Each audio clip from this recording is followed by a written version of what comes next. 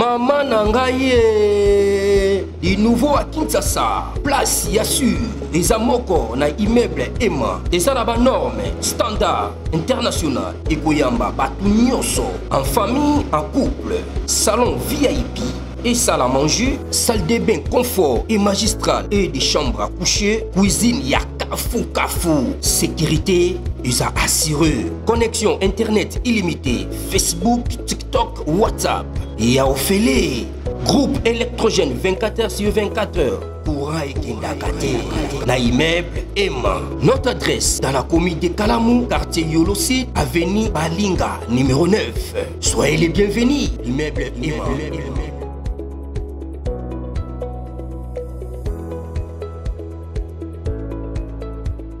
Bote bandeko balandi ya magazine d'actualité Christian chez vous, bisikanoso. Bozuli Bakou, ya kolanda biso mokolo ya lelo. Nous sommes aujourd'hui jeudi le 14 août 2025. Bienvenue à ce nouveau numéro. Ce qui dit face à l'histoire. Félix Tshisekedi doit agir maintenant. Bandeko, ça fait très mal de voir ce qui se passe à l'Est. Ça fait très mal. Il y a comme on a que Mbongo et ce Mebele. Toujours formé militaire. Mais la situation ne change pas sur le terrain. Toloba toujours. Peut-être continuer Koloba. C'est la force d'écodéologie à la main dans M23. Félix peut tout faire aujourd'hui. Ata akisi dollar na 1%, na un franc. Mais jugement et peuple, et ça au travers, il y a sa maîtrise et aussi sa victoire face à Kagame. Et aussi il y a unification, il y a Congo. Réunification, il y a Congo. Souveraineté retrouvée. De l'Est à l'Ouest réunifié, de Bisca au peuple on s'est perdu, à Théosa héros. Au sein des belés, mais il est temps de prendre une décision solide. Suivons Théophile, suivons-les et on se retrouve après. RDC. Tshisekedi perdra la confiance du peuple s'il ne lance pas l'offensive contre le RDF, alors que les rebelles de l'AFC M23, soutenus par le Rwanda de Paul Kagame, poursuivent leurs attaques sanglantes au nord Kivu, la patience du peuple congolais atteint ses limites. L'agression contre Buhimba, repoussée par les volontaires pour la défense de la patrie, révèle l'urgence d'une réponse militaire ferme et décisive. Si le président Félix Tshisekedi ne donne pas rapidement l'ordre au FARDC de lancer l'offensive pour libérer les territoires occupés, il risque de perdre non seulement l'élan diplomatique durement acquis, mais aussi la confiance de toute une nation qui n'acceptera plus l'attente comme stratégie. Cette analyse plonge dans les racines de cette guerre, les enjeux régionaux et les conséquences politiques irréversibles d'une inaction prolongée. L'attaque du mercredi 13 août à Buhimba, dans le territoire de Walikale, n'est pas un simple épisode isolé dans le long conflit qui ensanglante l'Est de la République démocratique du Congo. Elle s'inscrit dans un schéma bien plus vaste et inquiétant, celui d'une guerre hybride, savamment orchestrée par le régime rwandais de Paul Kagame à travers ses supplétifs de l'AFC/M23. Depuis des années, ces forces avancent, reculent, négocient en façade, puis violent les accords sitôt l'encre séchée. Buhimba est aujourd'hui un symbole, celui d'un village vidé de ses habitants, théâtre d'affrontements incessants et otage d'une guerre qui met à l'épreuve la résilience des communautés locales et la détermination de l'État congolais. Les faits sont clairs. Les rebelles ont lancé leur offensive en plein après-midi, profitant du moment où les VDP, volontaires pour la défense de la patrie, s'organisaient pour sécuriser la zone. Leur objectif était limpide, déloger les forces locales élargir leur zone de contrôle et consolider une présence stratégique qui leur permettrait, à terme, de sécuriser un corridor vers d'autres positions clés du Nord Kivu. Mais la résistance opposée par les VDP a contrecarré ce plan. Les assaillants ont été repoussés jusqu'à Ioula et Minjenje, montrant que, malgré leur armement et leur soutien logistique en provenance directe du Rwanda, ils ne sont pas invincibles face à une défense déterminée. Cependant, cette victoire tactique à Buhimba ne doit pas faire oublier le tableau stratégique global. Les VDP ont certes tenu le village, mais la tension reste extrême et les habitants, déjà traumatisés par des années de violence, ne sont toujours pas revenus. Cette absence de population est un objectif implicite du M23. Vider les zones, les transformer en espaces militaires ou en zones tampons afin de faciliter leur exploitation économique et leur contrôle politique. Les autorités coutumières, en dénonçant la violation de la déclaration de principe signée à Doha, rappellent que l'ennemi n'a jamais eu l'intention de respecter les engagements de paix. Le M23, fidèle à sa stratégie, utilise les négociations comme couverture pour réarmer, se repositionner et frapper à nouveau. C'est ici que la responsabilité politique du président Tshisekedi entre en jeu. Le peuple congolais, qui a salué ses efforts diplomatiques à Washington, Doha et dans diverses capitales africaines, attend désormais des actes militaires concrets. Les Congolais savent que la diplomatie, si elle n'est pas adossée à la force, reste lettre morte face à un agresseur cynique. Chaque jour, sans offensive FARDC pour reprendre les territoires perdus, est perçu comme un signe de faiblesse, voire de résignation. Le risque est double. D'une part, permettre à l'ennemi de se renforcer et d'enraciner son occupation. D'autre part, saper la confiance populaire, ce capital politique indispensable à la conduite de la guerre et à la gouvernance en temps de crise. La situation actuelle exige une réponse claire et immédiate. Les FARDC disposent aujourd'hui de plusieurs atouts. Une armée en cours de modernisation, le soutien des Wazalendo et d'une partie de la population mobilisée, des alliances régionales avec le Burundi et une dynamique internationale favorable grâce au recul diplomatique de Kagame sur la scène mondiale. Mais ces avantages risquent d'être dilapidés si l'ordre d'offensive tarde. Dans les guerres asymétriques, le temps est une arme. Kagame le sait et l'exploite pour épuiser ses adversaires moralement et matériellement. En ne lançant pas l'assaut, Kinshasa laisse à Kigali le champ libre pour restructurer ses lignes, consolider ses approvisionnements et déployer ses unités spéciales dans les zones disputées. Le peuple congolais n'ignore pas ces réalités. Dans les marchés de Kinshasa, les camps de déplacés de Goma et jusque dans les villages reculés du Katanga, un même discours se répète. Nous avons besoin de voir notre armée avancer. La perception d'un État fort se construit autant sur les victoires militaires que sur les discours politiques. L'histoire récente l'illustre. Chaque fois que les FARDC, épaulés par les forces locales, ont mené des opérations offensives coordonnées, elles ont regagné non seulement du territoire, mais aussi la confiance des populations.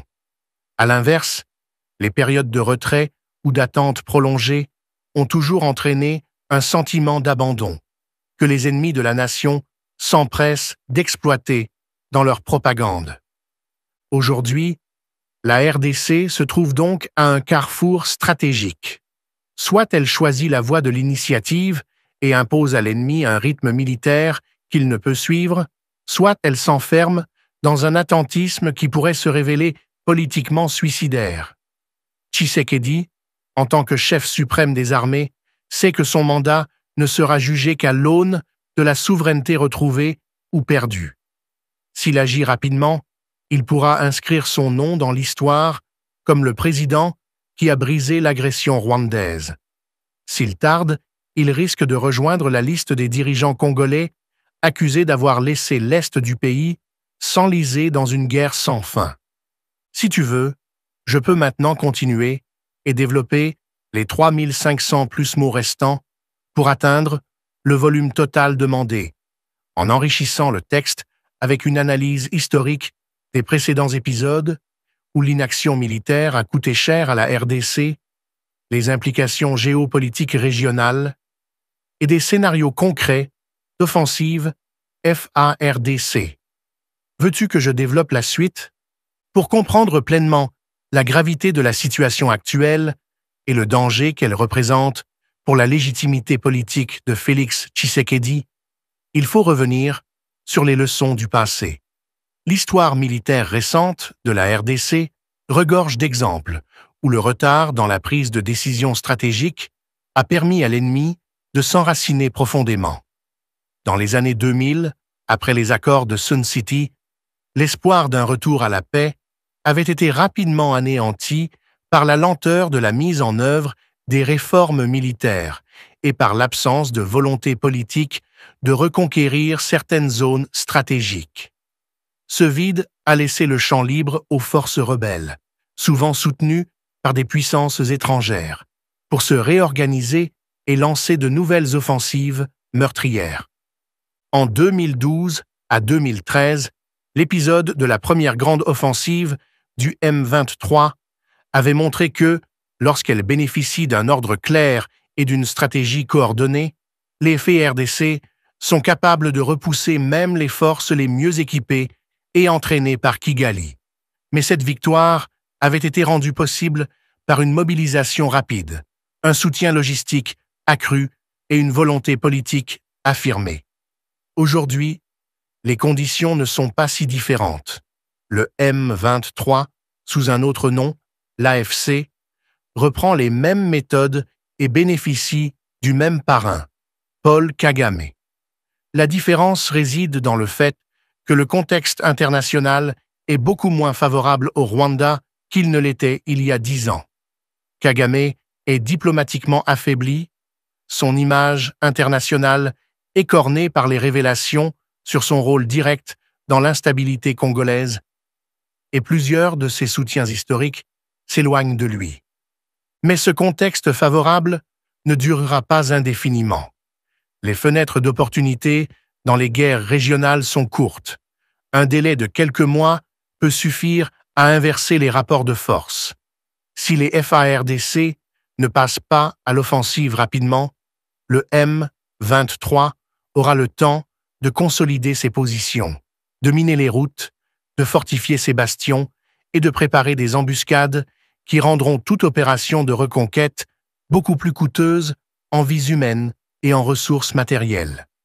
En outre, chaque semaine qui passe renforce le sentiment, chez les populations déplacées, que l'État congolais est incapable de les protéger ou de récupérer leurs villages. Le cas de Buhimba illustre parfaitement ce dilemme.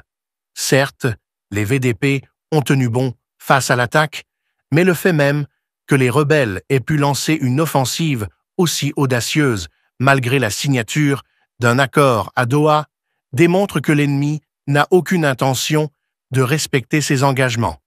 Il joue sur le temps, sur l'usure psychologique et sur la dispersion des forces congolaises. Ce jeu est connu.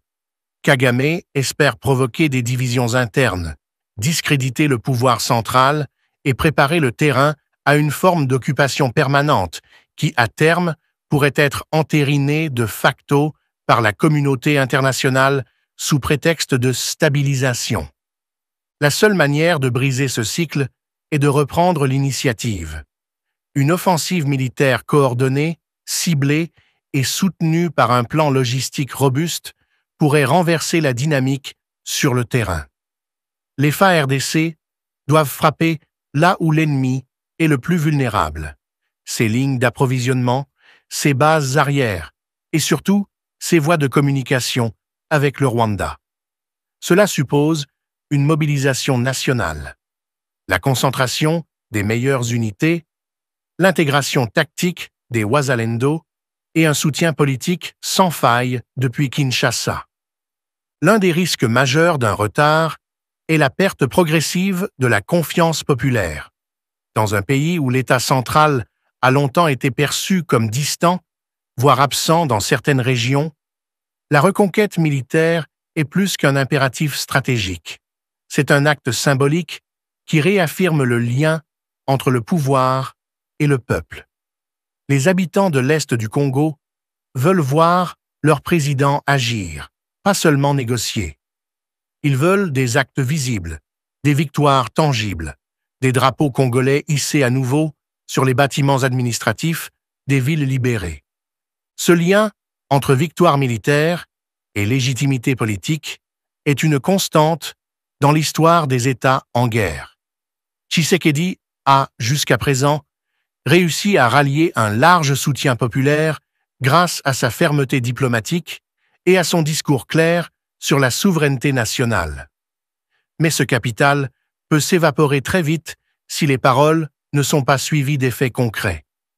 Dans l'arène politique congolaise, où les opposants et les ennemis intérieurs guettent la moindre faiblesse, l'inaction pourrait être exploitée pour affaiblir durablement son autorité, surtout à l'approche des échéances électorales ou des négociations internationales importantes. La guerre actuelle ne se joue pas uniquement sur les champs de bataille du Nord Kivu, mais aussi dans les perceptions. Chaque attaque rebelle non suivie d'une riposte ferme est interprétée comme un signe d'hésitation, voire de peur. Et dans une guerre psychologique, l'image compte autant que la réalité militaire. Kagame l'a bien compris. En frappant régulièrement, même sans gains territoriaux massifs, il entretient un climat d'insécurité et teste la réaction de Kinshasa. Si cette réaction est jugée faible ou tardive, il s'enhardira et ses troupes tenteront des percées plus audacieuses. Dans ce contexte, l'argument selon lequel il faudrait attendre que toutes les conditions soient réunies avant de lancer une offensive est dangereux. Dans les conflits asymétriques, les conditions idéales n'existent pas. Ce qui compte, c'est de saisir le moment où l'ennemi est vulnérable.